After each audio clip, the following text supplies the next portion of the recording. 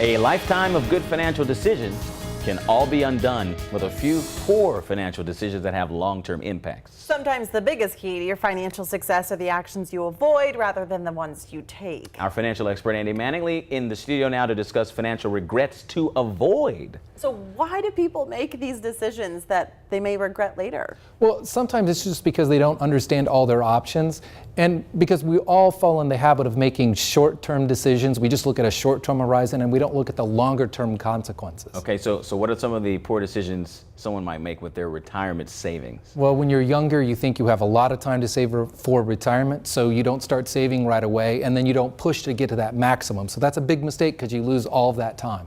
How do decisions kind of play in when you have children?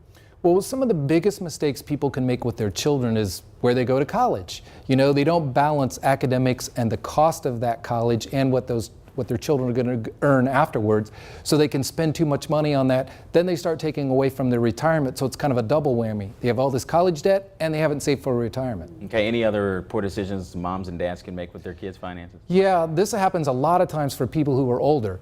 They start hitting their retirement fund to bail their kids out of financial situations. So it's really important that you teach your kids good financial habits so they don't get in those poor financial situations. We're speaking a lot of regret here. What are the other financial decisions that may fall into that category? Well, you know, some of the other things that you kind of have to think about is, you know, what you want to do with things of like, well, kind of with your debt or anything that you want to do with that. So you have to be very careful with what you do with debt and not take on those kind of things, you know, later in life. So are there ways people can avoid making these bad decisions? Sure, probably the biggest thing is to seek help, because anytime that you don't get the knowledge that you need, you're going to make a bad decision.